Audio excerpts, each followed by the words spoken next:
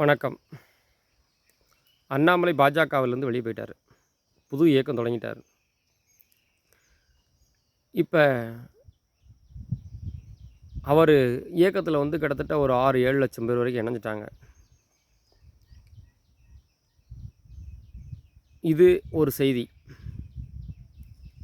அடுத்து திடீர்னு லதா ரஜினிகாந்த் நான் ஒரு இயக்கம் தொடங்குறேன்னு சொல்லிட்டு பேட்டி கொடுக்குறாங்க.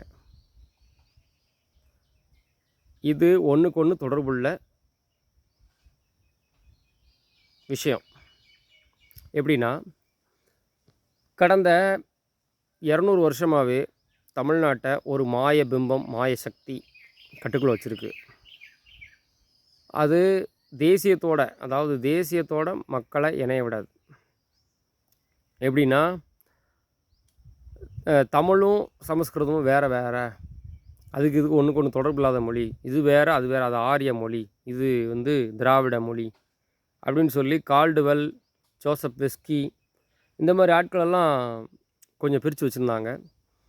அதுக்கப்புறம் அவங்க போனதுக்கப்புறமா அவங்களுடைய வழித்தோன்றர்கள் ஈவேரா, அயோத்திதாசர் நிறையா இந்த குரூப்பெல்லாம் அதை இன்னும் பெருசாக டெவலப் பண்ணி கொண்டு போனாங்க. அடுத்து இப்போ வரைக்கும் திருமுருகன் காந்தி, வளர்மதி, இன்னொன்று இந்த வீரமணி, இன்னும் எச்சைகள், இன்னும் நிறைய பேர் இருக்கிறாங்க. அந்த மாதிரி ஆட்களெல்லாம் அதை தொடர்ந்து செஞ்சுட்டு வராங்க. இந்த விஷயத்தை அதாவது எப்படின்னா, ஒரு தமிழகத்தை ஆள்ற எல்லாருமே, அதாவது எதிர்க்கட்சியாக இருந்தாலும் சரி, ஆளுங்கட்சியாக இருந்தாலும் சரி, ஒரே சிந்தனையில் மட்டும்தான் இருக்கணும். அது எப்படின்னா, 2 கட்சியுமே ஒரே பேச்சு பேசுவாங்க. ஆனால் 2 பேரும் மாற்றி மாற்றி ஏற்றுக்கிடுவாங்க. இவங்க நீட் எதிர்ப்பு சொல்லுவாங்க, அவங்களும் நீட் எதிர்ப்பு சொல்லுவாங்க. இவங்க பெரியார் வாழ்க சொல்லுவாங்க, அவங்களும் பெரியார் வாழ்க சொல்லுவாங்க. இவங்க அண்ணா வாழ்க சொல்லுவாங்க, அவங்க அண்ணா வாழ்க சொல்லுவாங்க. இவங்க நாங்கள் மத்திய அரசை எதிர்க்கிறோம், இவங்க மத்திய அரசு இருக்கிறோம். இப்படி சொல்லாமல் வேறு ஒரு கட்சியோ ஒரு இயக்கமோ இங்கே வளரவே முடியாது, வளர விட மாட்டாங்க. அதனால தான் பாஜக இது வரைக்கும் இங்கே காலுன்ற முடியலை. பாஜக மட்டும் இல்லை, வலதுசாரி இயக்கங்கள் பெரும்பாலுமே இங்கே காலுன்ற முடியலை. அதை கச்சிதமாக செஞ்சுக்கிட்டு இருக்காங்க. இதை முதல்ல உடச்சி எறிஞ்சவர் காமராஜ். வலதுசாரி சிந்தனையில் காமராஜ் நிறைய ஸ்கூல் திறக்கிறது, இந்த மாதிரி விஷயங்கள்லாம் பண்ணார். கடைசியாக அவர் அந்த ஸ்கூல் திறந்த விஷயங்கள்லாம் பிடிக்காமல் இந்த மாய சக்தி, அண்ணாதுரை, எம்ஜிஆர்னு அன்னைக்கு ஒரு காலகட்டத்தை காமிச்சு அவரை தோக்கடிச்சிருச்சு. அடுத்து அந்த கூட இருந்த எம்ஜிஆரே அந்த வலதுசாரி சிந்தனையில் கொஞ்சம் ஆழமாக போனப்போ அவரையும் நிறைய விஷயங்களுக்கு விடலை. ஒரு சில சமரசங்களுக்கு அப்புறம் அதே மாதிரி பழைய அந்த எம்ஜிஆர் பெரியார் வாழ்க, அண்ணா வாழ்க, திராவிடம் வாழ்கன்ற விஷயங்கள்லே அவர் தன்னுடைய காலத்தை ஓட்டிட்டார். அப்புறம் இது தொடர்ந்து வந்த ஜெயலலிதாவும் அதே மாதிரி தான். இன்றைக்கி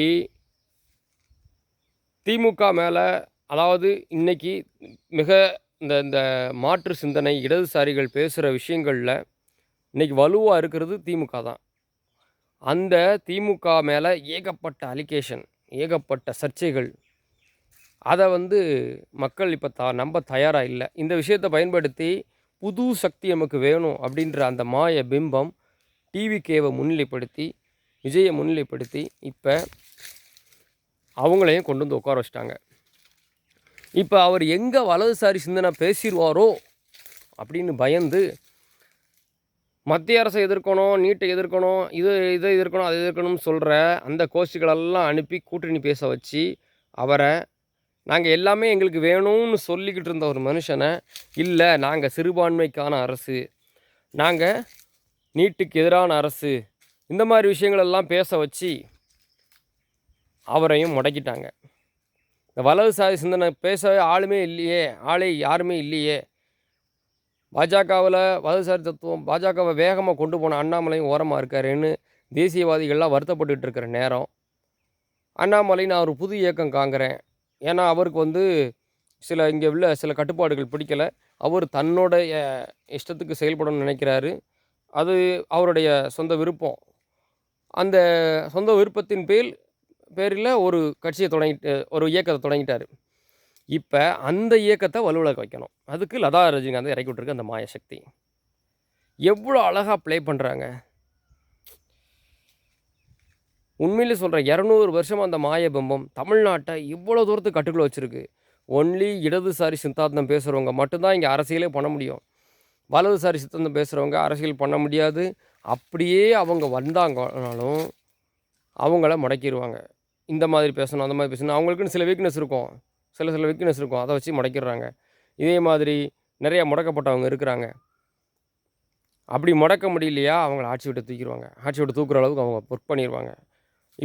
இப்போ ஒரு விஜய், அவருக்கு பெரும்பான்மை கிடைக்கல. இதை வச்சு அவங்கள முடக்கிட்டாங்க. அடுத்து அதுக்கு முன்னாடி அதுக்காக விஜய் நான் வலதுசாரி சிந்தனை பேசணும்னு சொல்லலை. ஆனால் அவர் இடதுசாரி சிந்தனை மட்டும்தான் பேசணும்னு கட்டாயப்படுத்தப்பட்டார். இந்த பெரும்பான்மை இல்லாத விஷயத்தை வச்சு. ஆக அந்த மாயபிம்பம் இன்னும் என்னென்ன விஷயங்கள்லாம் செய்ய போதோ தெரில. அந்த மாய சக்தி என்னைக்கு தமிழ்நாட்டை விட போதோ தெரில. தமிழ்நாட்டு மக்கள் விழித்து கொள்ளாவிடில் தேசியம்தான் எங்களுக்கு முக்கியம். நாம் இந்திய நீரோட்டத்தோடு இணைந்து இருந்தால் தான் ரொம்ப நல்லது. அதோட நாம் நம்ம தர்மம், நம்மளுடைய கோவில், நம்மளுடைய பாரம்பரியம், நம்ம விஷயங்கள் தான் முக்கியம். அந்த விஷயத்தை யார் காப்பாற்றுறாங்க அவங்களுக்கு தான் நாங்கள் முன்னுரிமை கொடுப்போம்னு அவங்க தமிழ்நாட்டு மக்கள் போகிற வரைக்கும் இந்த மாய சக்தியை இங்கே யாருமே வெல்ல முடியாது. இந்த மாய சக்தி இன்னும் என்னென்ன அநியாயங்கள் அட்டூழியங்கள் பண்ண போதோ தெரில.